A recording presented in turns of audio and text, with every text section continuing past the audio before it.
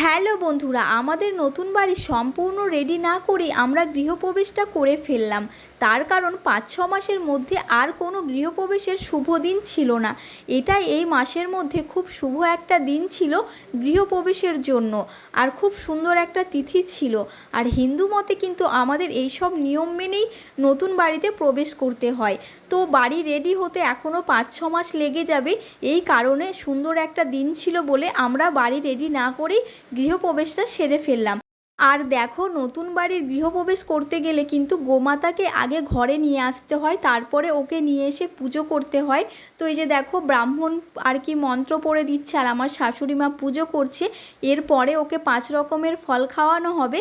আর খুব সুন্দর একটা ছোট্ট গোমাতা নিয়ে এসেছিলো। আর এই যে দেখো কী সুন্দর ফলগুলো খেয়ে নিল।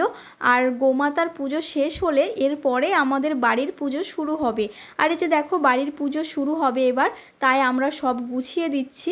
আর বাড়ির পুজো এবার শুরু হবে। তো হ্যালো বন্ধুরা, তোমরা সবাই কেমন আছো? আশা করছি খুব খুব ভালো আছো, আর আমিও খুব ভালো আছি। সবাইকে সম্পূর্ণ ভিডিওটা দেখার অনুরোধ রইল।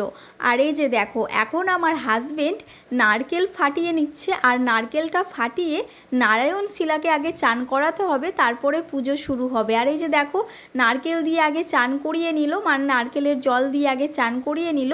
এরপরে এবার পুজো শুরু হবে। এই যে দেখো, পুজো শুরু হয়ে গেছে, পুজো হচ্ছে। তো তোমরা কে কীভাবে গৃহপ্রবেশ করেছো অবশ্যই কিন্তু কমেন্টে জানাবে। আর আমরা তো এভাবেই গৃহপ্রবেশ করি, আর আমাদের এরকমই নিয়ম। তো অনেকের অনেক রকম নিয়ম থাকে। আর এই নতুন বাড়িটা আমার শ্বশুর শাশুড়ি মা আমাদের দুজনের জন্যই বানিয়ে দিয়েছে, কারণ তারা পুরনো বাড়িতেই থাকবে আর আমরা নতুন বাড়িতে থাকব। তাই এই পুজোটা আমাদের নিয়েই সম্পূর্ণ করতে হবে।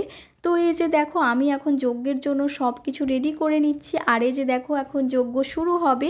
আর আমাদের কিন্তু পুরনো বাড়িতে প্রচুর গরু আছে, কারণ আমার শ্বশুর মশাইয়ের দুধের ব্যবসা, আর আমার হাজব্যান্ড অন্য জব করে।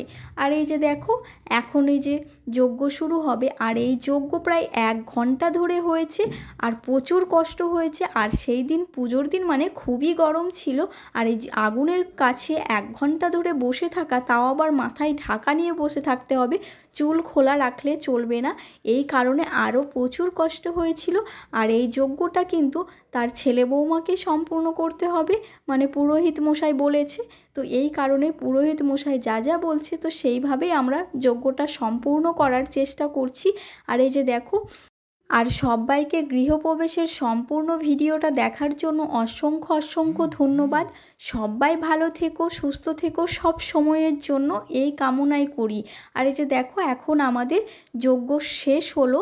এরপরে একটু নিয়ম আছে, সেটা উঠে দাঁড়িয়ে করতে হবে। তো সেই নিয়মটাই আমরা দুজনে মিলে করে ওটাকে আবার যজ্ঞের ওপরে দিয়ে দিলাম। এরপরে আমাদের এবার 3 জনকে লাগবে। এরপরে আমরা 3 জনই উঠে দাঁড়ালাম, আমার শাশুড়ি মা আর আমরা দুজনে। এরপরে আমরা যজ্ঞটা সম্পূর্ণ করব 3 জন মিলে। আর এই যে দেখো, তো ভিডিওটা কেমন লাগলো অবশ্যই কিন্তু কমেন্টে জানাবে। আর ভালো লাগলে অবশ্যই একটা লাইক কমেন্ট করে দেবে। সবাই কিন্তু সব সময়ের জন্য ভালো থেকো। আর এই যে দেখো, এখন এবার যজ্ঞ শেষ হলো, ব্রাহ্মণ আমাদের ফোঁটা দেওয়ার জন্য ওটা রেডি করছে। তো সবাইকে টাটা।